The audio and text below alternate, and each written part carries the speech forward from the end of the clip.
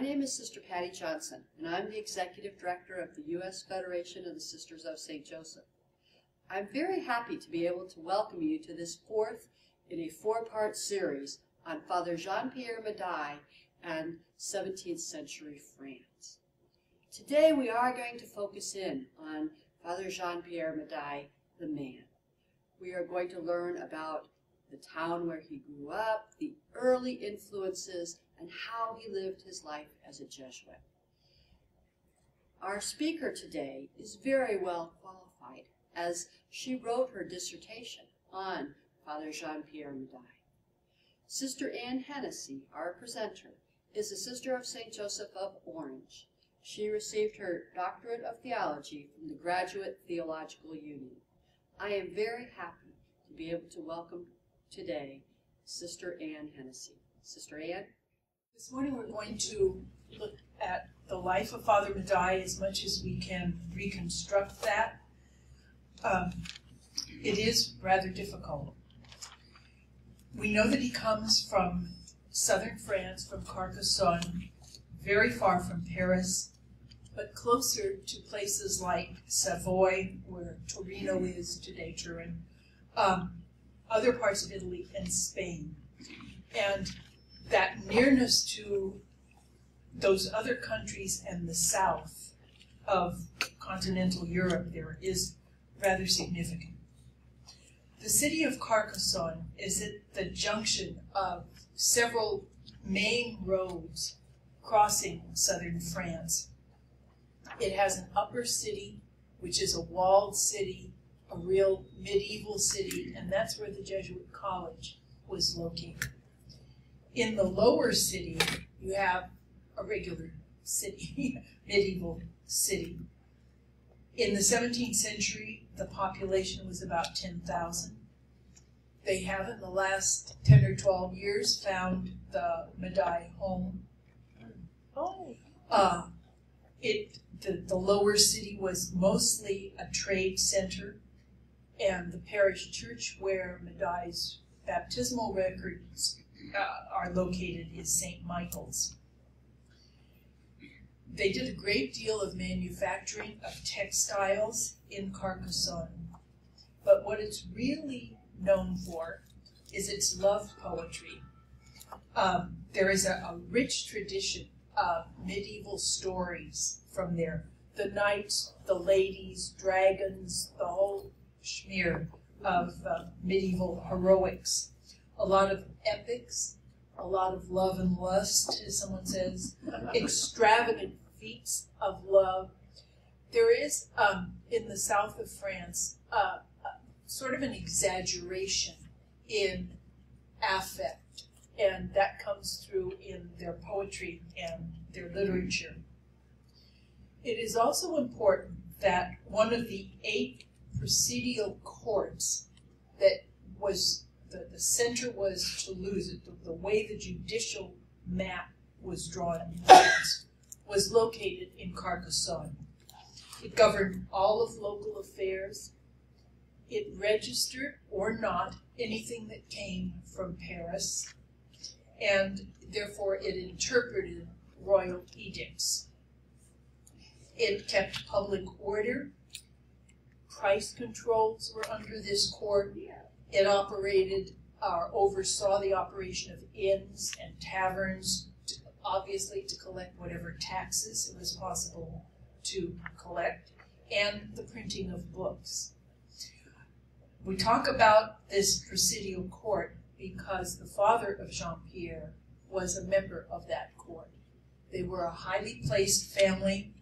They had influence, and there are records, when you look at the history of the Jesuit college in Toulouse, that for about 10 years before the college was actually opened, the Médailles were part of the group of local people that were trying to negotiate with the Jesuits for the establishment of the college.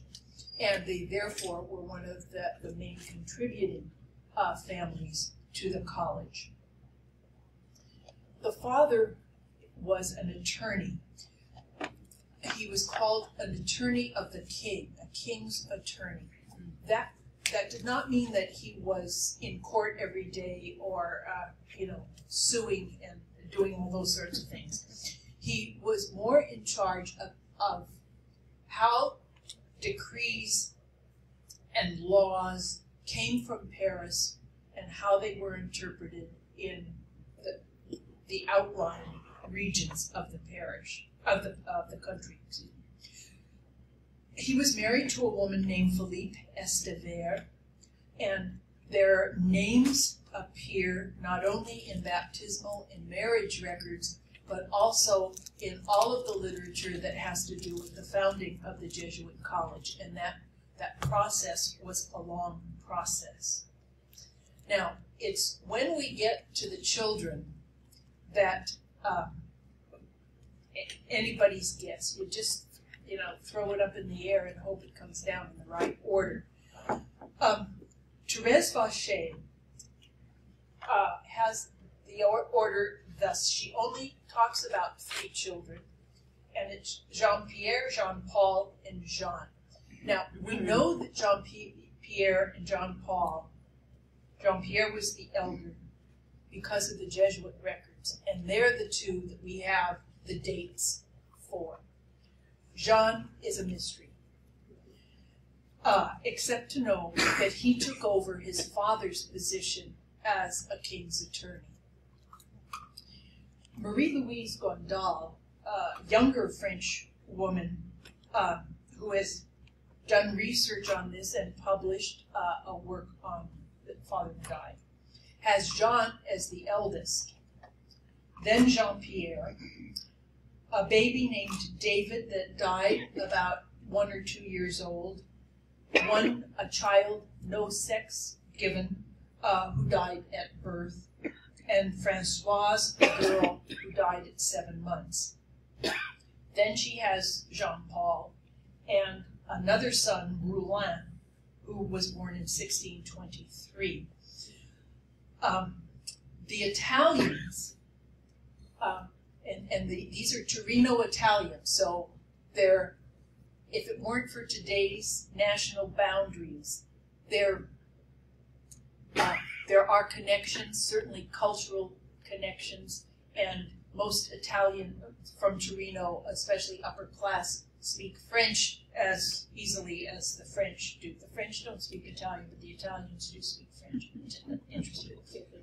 She has them in order. Now, I put it down as Italian CSJs because the person under whose name it goes is a woman named Clelia Rudino. She was a young sister in the Sisters of St. Joseph of Torino, but her main mentor was Sister Jesuina, who was the archivist of that community. And so where one begins and the other ends, what was the mentoring like? Is Clelia, I've asked if Clelia is still in the congregation, and no one can answer that for me. When I was there in the 80s, Jesuina was already quite elderly, so I don't know what she is doing now. She has Jean as the eldest, then a daughter, Anne, Jean-Pierre, Elizabeth, and Jean-Paul. So all we know is from the Jesuit archives that Jean-Pierre is older than Jean-Paul. And how everybody gets to this melange of people with the same name, I don't know. What's interesting, I could see that there would be a lot of Medies. It's not quite Smith or Jones, but it is a common name.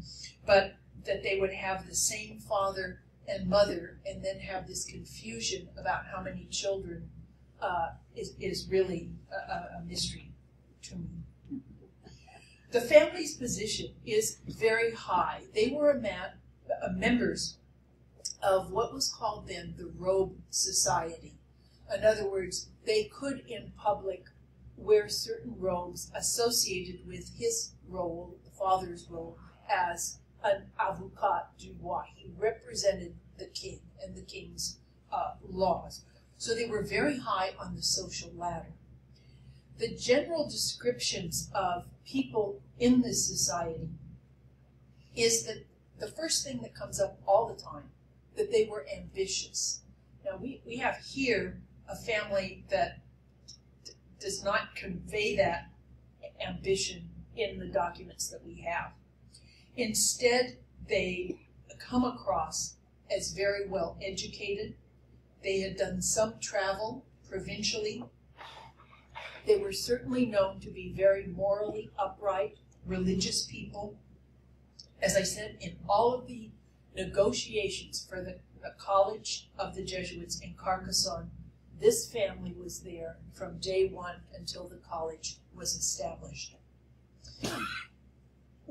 What about the life? As we looked yesterday at the social conditions, what does this mean, that the position that this family had? In some ways, they were ambitious. That's how the society, the Robe Society, is known. They want to keep going up the ladder as much as you could go up the ladder in those days. They wanted to make good alliances, therefore marriage alliances were very important to them. They were socially and financially very secure, but they were also very cautious and thrifty. They were secure in hard times. They could save something. As we looked at some of the people yesterday, and we were talking about the peasants, so that was the problem. There was no extra in their lives. The other thing that this type of family had, they all had country properties. They had farms. That's where they got their fruit and vegetables. So they didn't have the starvation problems that other families had.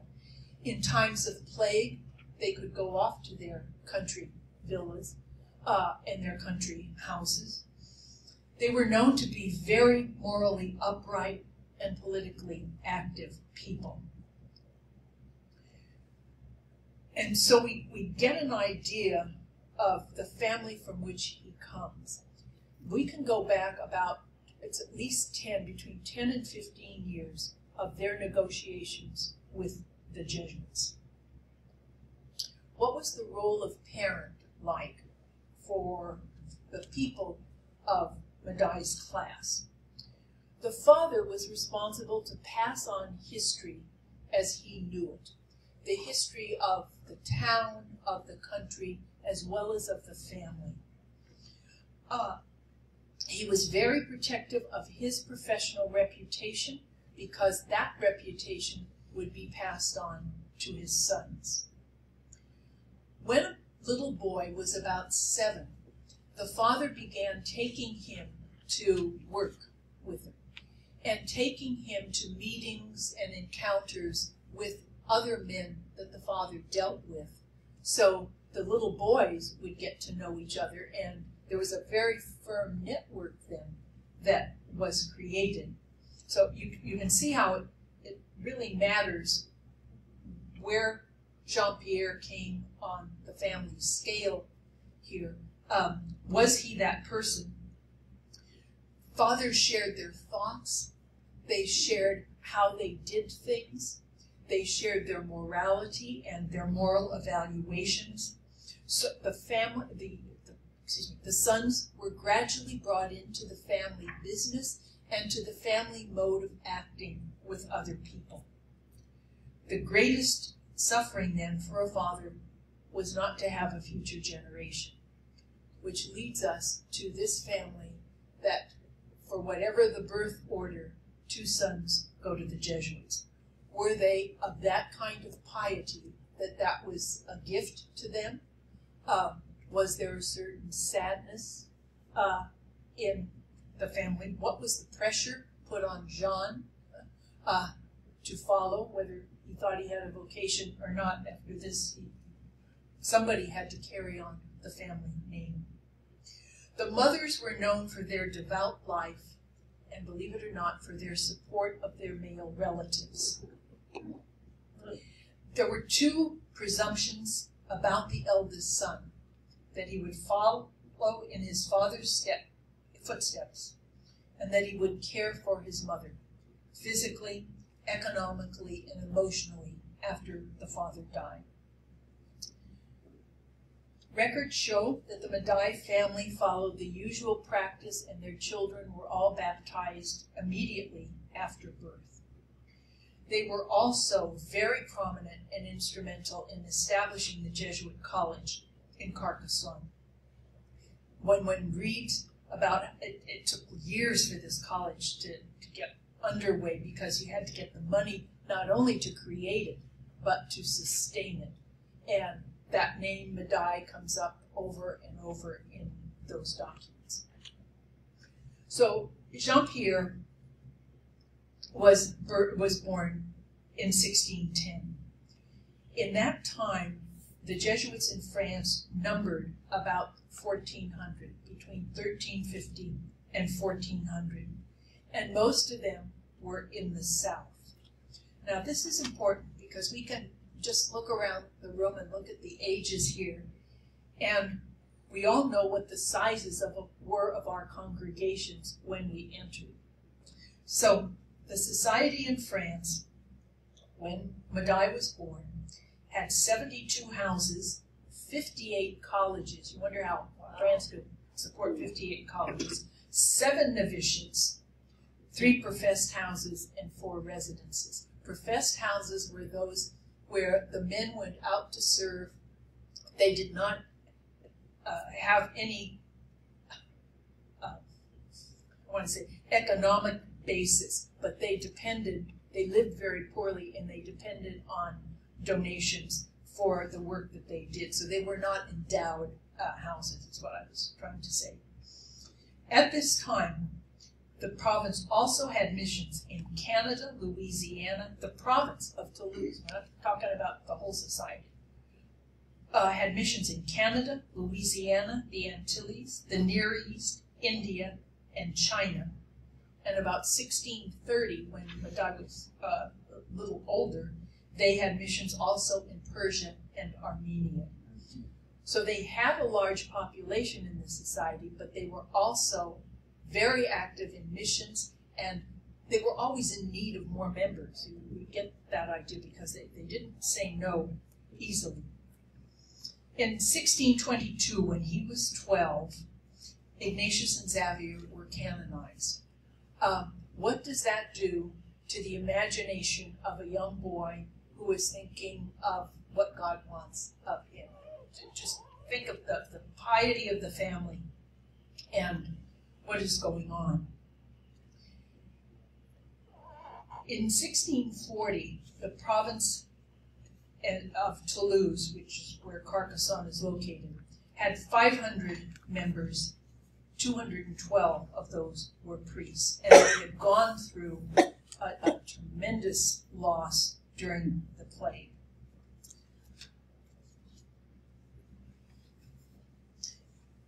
It is important to note that when Madai was young, there was a lot of interest in Ignatius, and the canonization of Ignatius meant a great deal. We talked yesterday about what the colleges were like. He was a charter member of this college. The plays, the visits of missionaries to the colleges. The Jesuits used a lot of art, and in their schools and so forth, they had these humongous pictures, bigger than life size. We used to have them too. And sometimes when you came down the stairs, where the turn in the stairs were, and right there, going up or coming down, among the Jesuits still, kind of gruesome pictures of martyrdoms, and or men out especially in the wildernesses of Canada and the northern part of the United States. So they were always in these colleges surrounded by missionary ideals. Then you have the canonizations that are going on. You have the confraternities that these boys belong to, and you have a young man from a very pious family. We cannot be totally shocked then that Madai would discover himself with a vocation at the age of 16. And it was in September of 1626 that he entered the Society of Jesus in Toulouse. Toulouse is the province that takes care of the whole south of France and goes north past Lyon. If you look at any of those maps, it's amazing because it covers almost border to border of France and goes up at least halfway into France over the Massif Central. And actually Clermont-Ferrand, where he was stationed, is even further north than Lyon, which is the next province. So it's a very, very difficult province. At this point, Toulouse, in our day, Toulouse is the fourth largest city in France after Paris and Lyon and Marseille. In the time of Médaille, it was also one of the largest cities of France. From Carcassonne to Toulouse is about 100 miles, so he traveled a distance, and that's significant to keep in the back of your head. When he entered, there were about 10 houses and about 220 men in the province. By 1640, there were 500 men, 200 of them plus were ordained. Why is this significant? Because in the years 1628 to 1631, right after he entered, 1626, there was a drastic plague that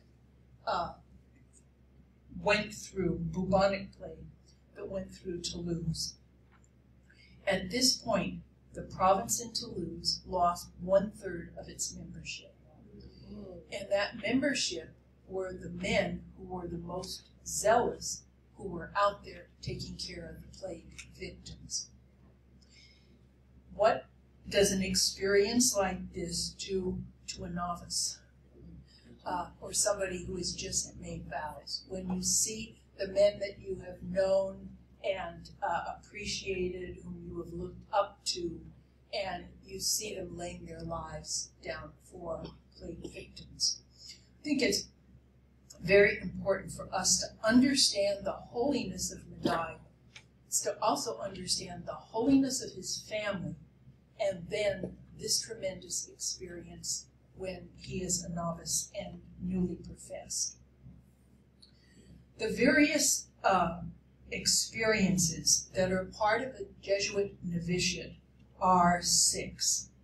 1, there is testing in poverty and in obedience. It's not just the practice of, it is the testing in. There's an important word there. Growth in humility and charity. So he could have copied that when he was writing our stuff. Living in common and balancing commonality and individuality. Balancing the negative and positive experiences. Learning discretion in speech and modesty in behavior. Much of this has to do with the Ignatian values of indifference and moderation. That I can accept what God sends. I am open to what God sends.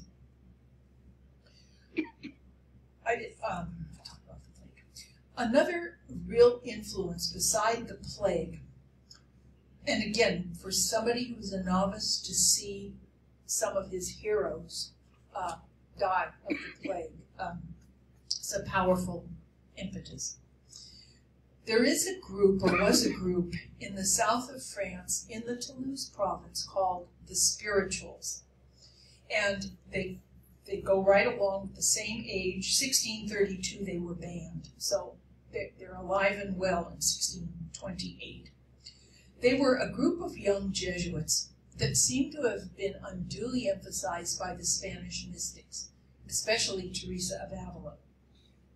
And there were also, always in the south of France, there has been a looseness about religion and about, so that there are a lot of heretics there, it's the best way to say it. There's sort of a open about what they believe and how they practice the faith.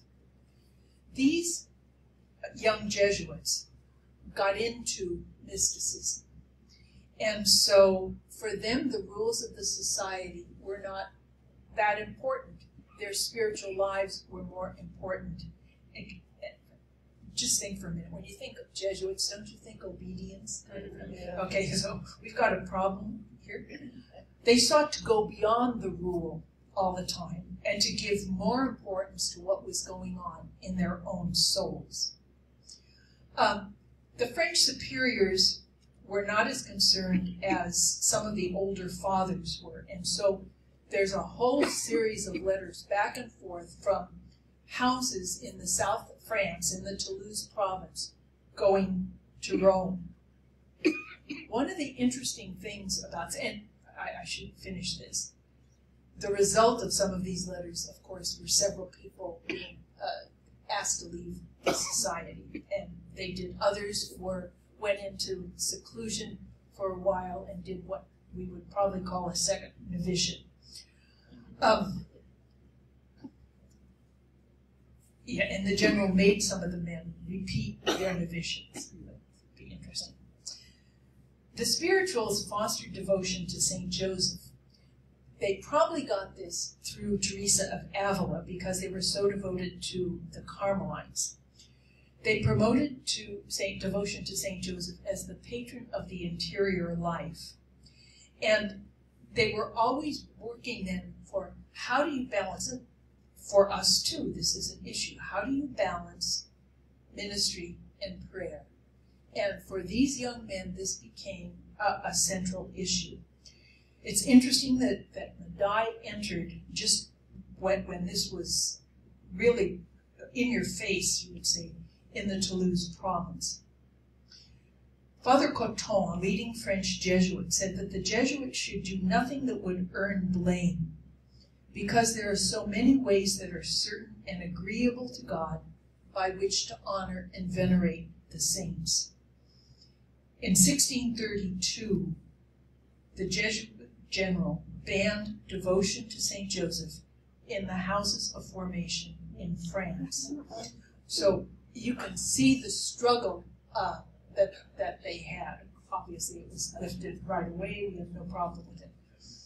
Father Bottereau, one of the leading French historians of the society in the 20th century, listed Father Madai among those who furthered devotion to St. Joseph. And some of the leaders, some of the provincials, Father Richion, the provincial of Lyon for many years, also furthered devotion to St. Joseph. But I guess you would say under the eyes of superiors. Joseph became the model of secrecy, but then he moved into being the model of cordial charity. As Father Bottereau says, we passed then from mystical unity to practical charity. And isn't that what Ignatian spirituality is about? That there is always that kind of prayer and union with God, but it has to be exercised in a very practical way. We don't know the extent to which Father Madai was affected or influenced by either the plague or what I like to call the flap over St. Joseph, but certainly they were in the air during the time of his formation, and we need to take care of that. In 1626, we have the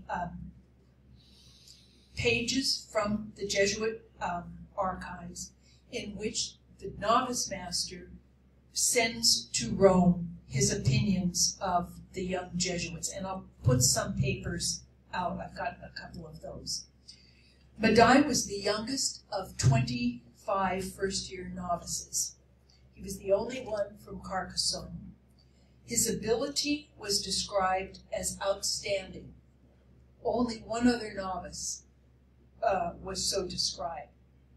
His physical condition is described as healthy but fragile.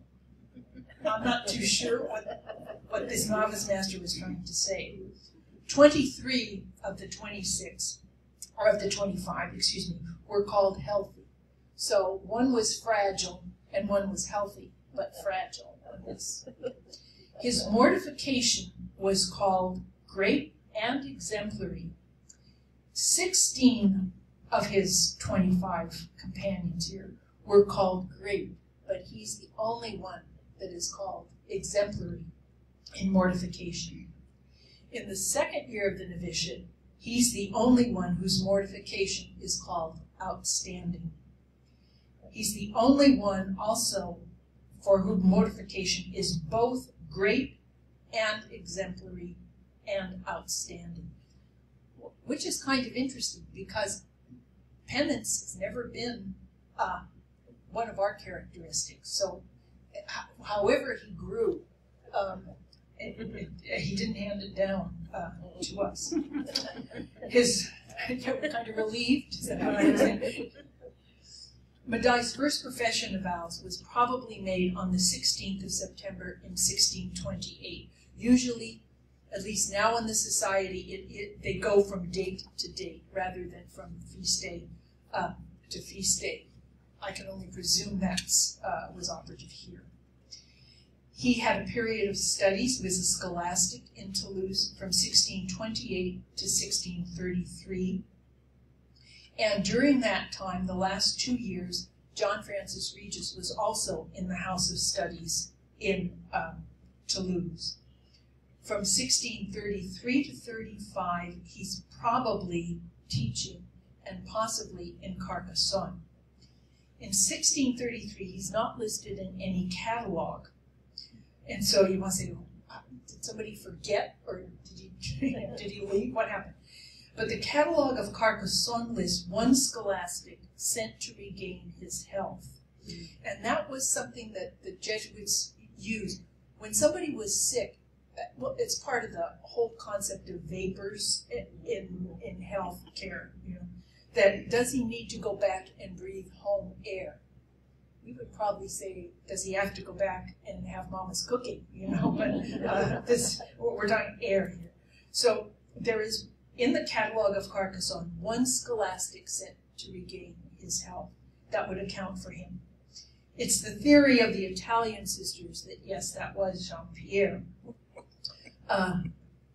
They also go on to suggest that the brother Jean was nominated to succeed their father as avocat du roi in 1634.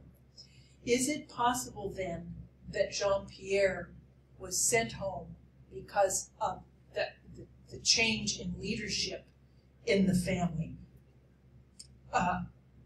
For the Italian sisters, who believe that Jean-Pierre is the eldest, then the Jesuits would send him home to take care of his mother and to see to the changes that were happening in the family. I tell you this because it reflects how any culture is going to read these documents. The Italian sisters could not think of Mama not being taken care of by her son, the Jesuit, and his brother had not entered yet. So obviously they're going to say, oh, he was sent home to take care of his mother. We're probably not going to say that. We're going to say what were the needs at the College of Carcassonne. The French are just going to make a gesture.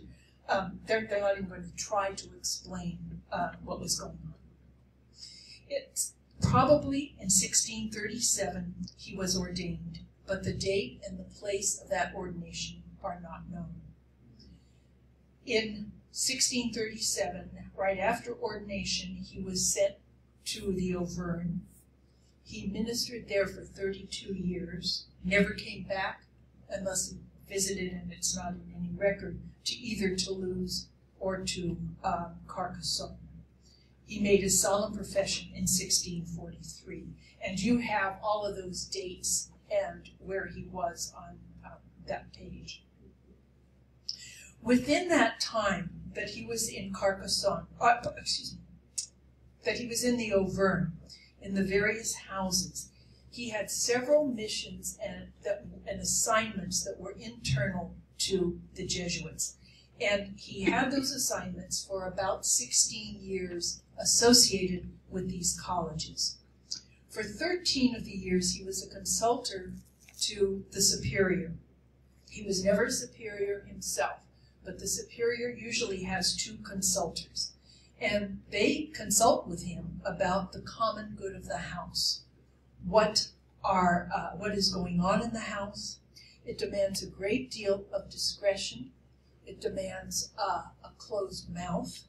It demands keeping of confidentiality and being able to speak openly to a superior with modesty and with charity and with honesty. For 9 of those years, he was minister. The father minister takes care of all of the temporalities of the house, what is needed for the common good. He also has some spiritual duties. What is for the good of the house? It's considered a very heavy task, being the minister of a house, because the jobs kind of go from A to Z. And it's considered an indispensable and all-absorbing task. For someone who's always described as being in poor health, it's question. You say, why was this person who seems to have been physically weak given a task like this? Because one of the jobs of the minister was to visit and care for all of the benefices of a college. So, Mr. Jones, who lives in, tell me the name of a town near us here, in Brentwood, wants to send his child to the Jesuit college in Los Angeles. And he will say, okay, I can't pay you $500 a year for tuition, but you can have all of my apples and all of my oranges and what else? Maybe 3 of my cows, 5 of my cows. Okay. So it is up that, so stop there.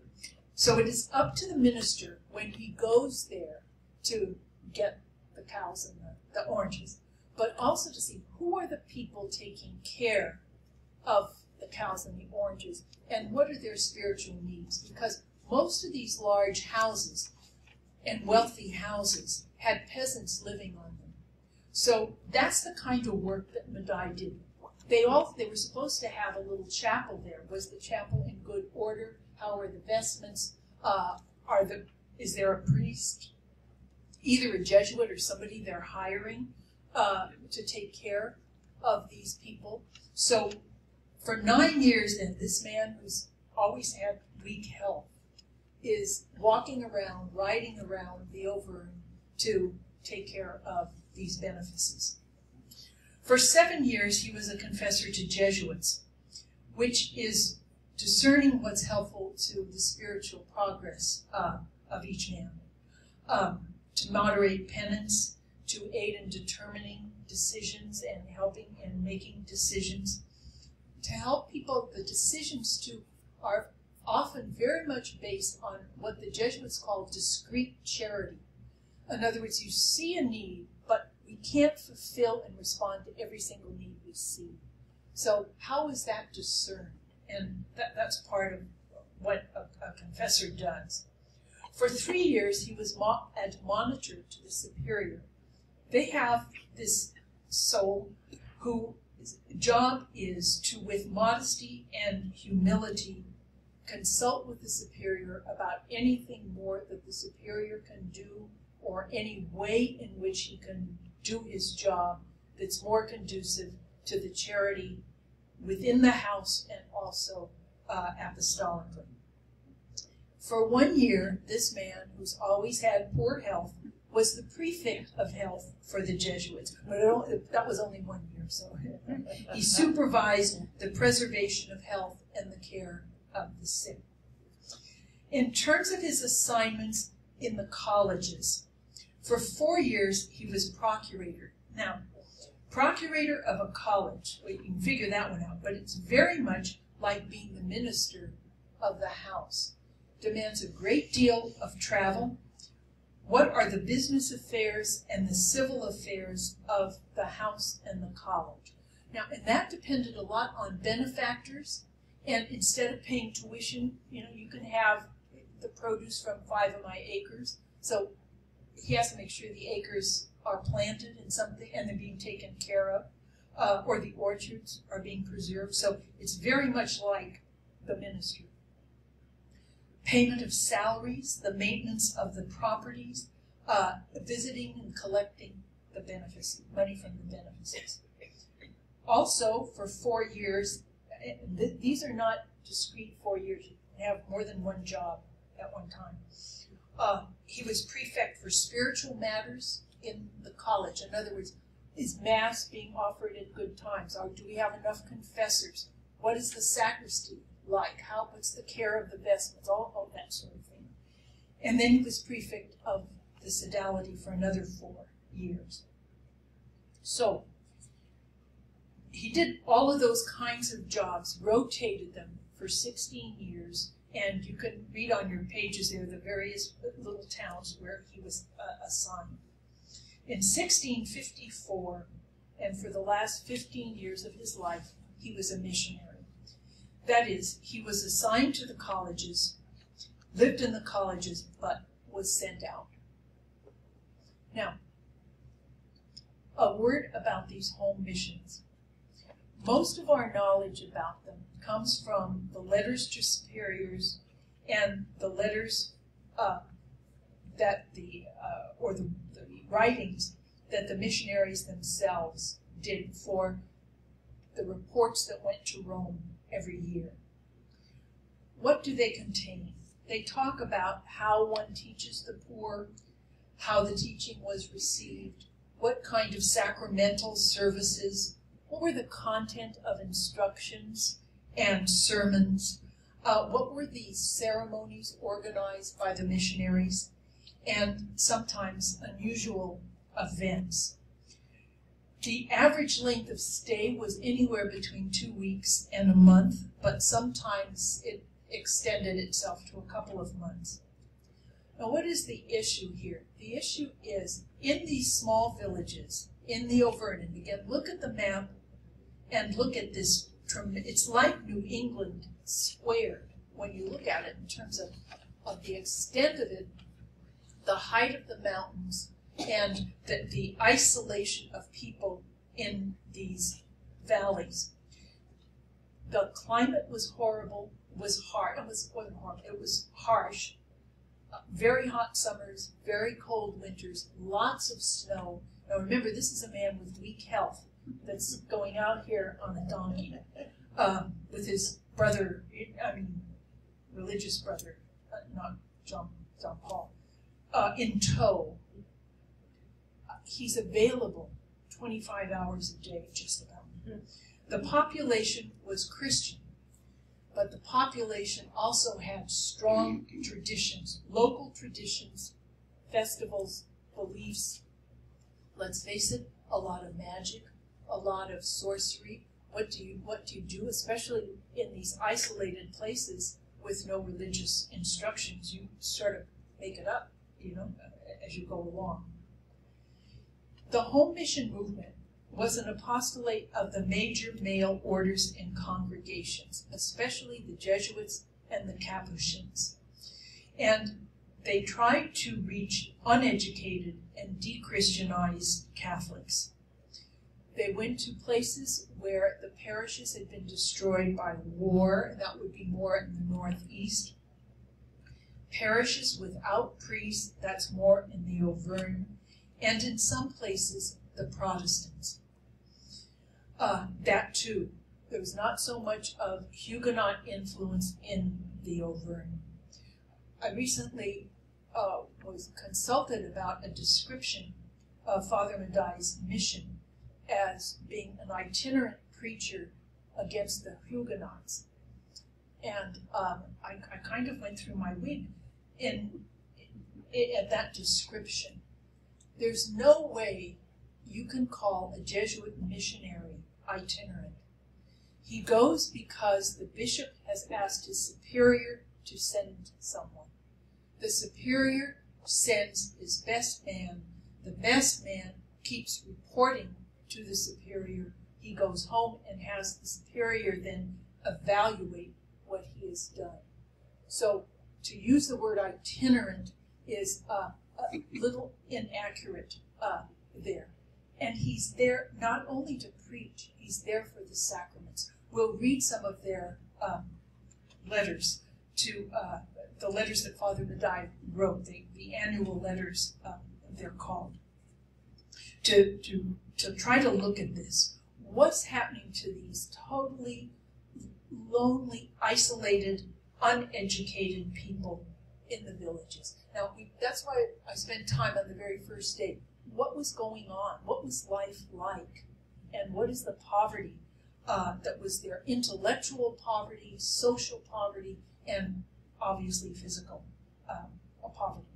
So reconciliation, go back one thing. When I talk about physical poverty, one of the things that brings up is lack of food will bring out an aggression in people, figures. And so warfare among families, disputes between people, where do we get the charity and reconciliation that we call? Because there were so many people who didn't talk to one another, who killed one another, who stole from one another, because the situation was so terribly poor.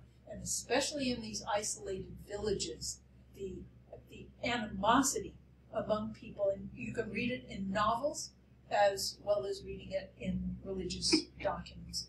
So reconciliation then becomes one of the key things that he works at doing. He does this for a lot of years. One of his answers to the problems that he finds, beside confessions and penitence, is the founding confraternities. In other words, the thought of the French Church at this point is, we've got these people who are struggling, who you have to be my enemy if you're going to get, a half an acre more cultivated than I have. If you're going to have one more horse or one more cow, and my kids are really needing milk, then you become my enemy. It's not just you just happen to have more. So how do you bring people together in any kind of amity, any kind of getting around each other? And the way that they did it in the 17th century was to found confraternities.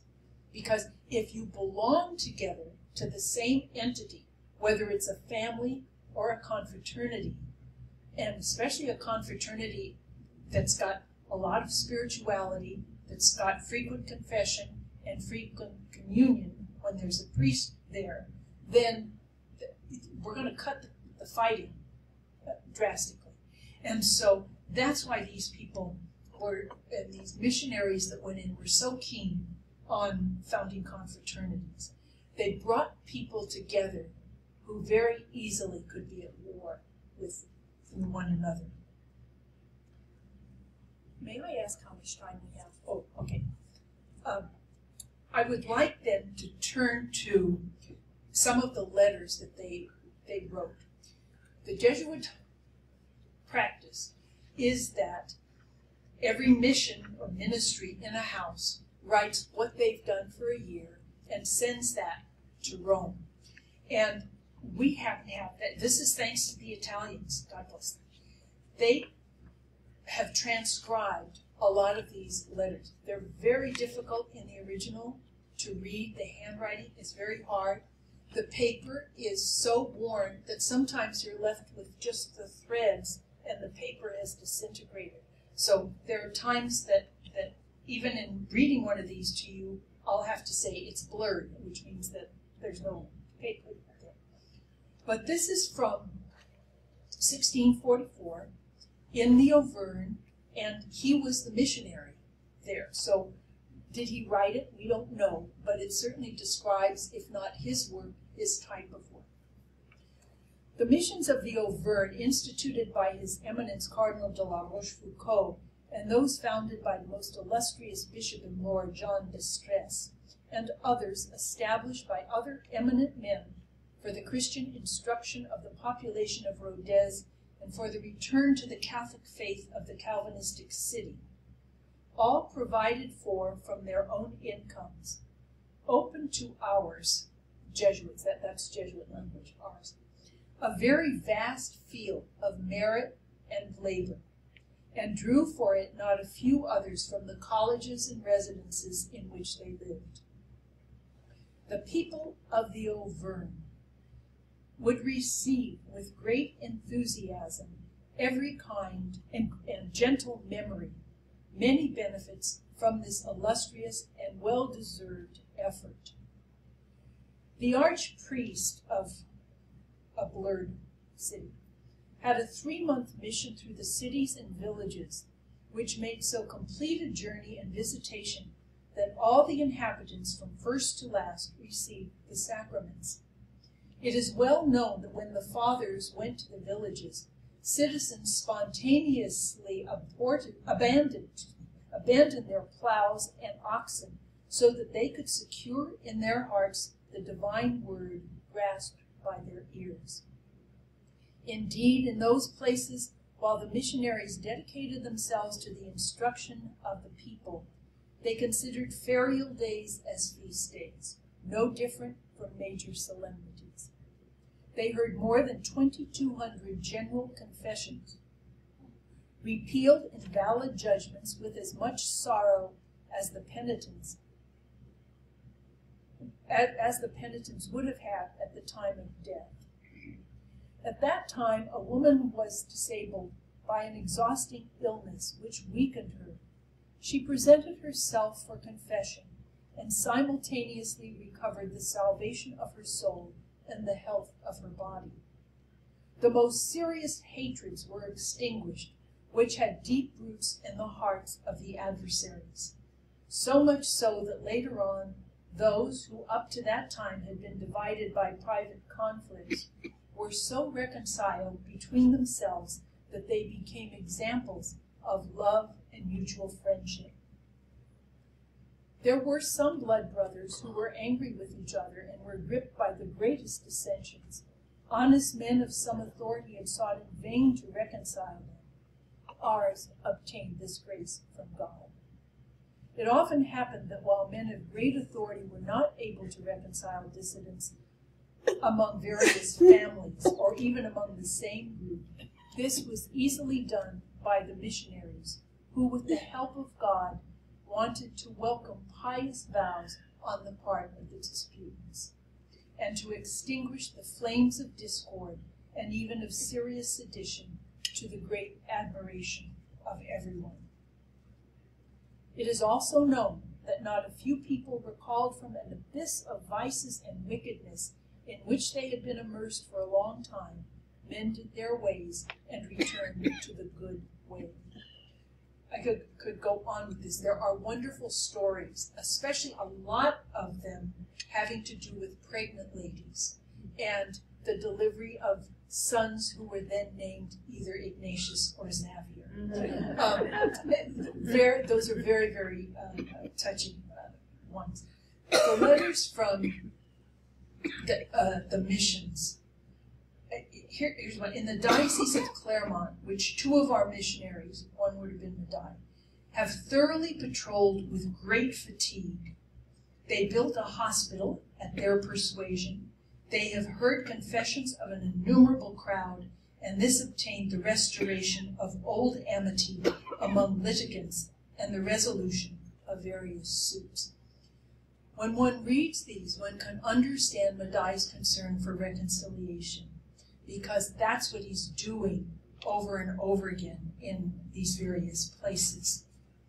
Because we're getting to the end, I would like to draw attention to the page that you have that starts Jean-Pierre Madai, and then it has separated by asterisks there a couple of things that are interesting just in conclusion. He was well-educated, bourgeois, polished, well-fed, and yet he had practical assignments in the Auvergne, the back of beyond, and poor health. The Society of Jesus was in a time of stabilization and institutionalization, yet he did something totally creative and a little bit edgy, the creation of a congregation of women. His writing and his work with women show careful creativity. I'm sorry, I skipped that one. He was said to be suited to all the ministries of the society, yet most of them were internal to the society for the whole first half of his career.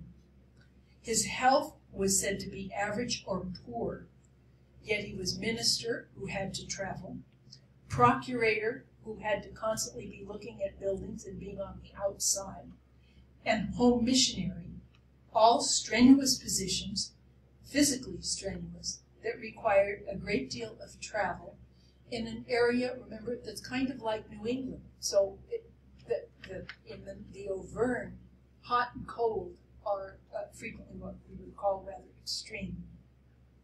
He was considered to have a superior intellect, yet he did not have any academic assignments. And he was sent out to the poor and to these people that were lonely and isolated and uneducated and mostly illiterate. However, he had, because of his background, not only the intellect, but I would call it the suavity, the manner, and the manners to deal with the bishops to get the permission to get out there. What is his evolution as a founder? And you can read those: Eucharistic devotion, idealism, hearty goodwill of the exercises, leaving home, going to a far-off place for most people, and embracing the concepts of hiddenness in particular, as well as charity. So when we look at humility and charity, I think we can go back and look at his life and see the way that those virtues really came out of the practicalities of his life.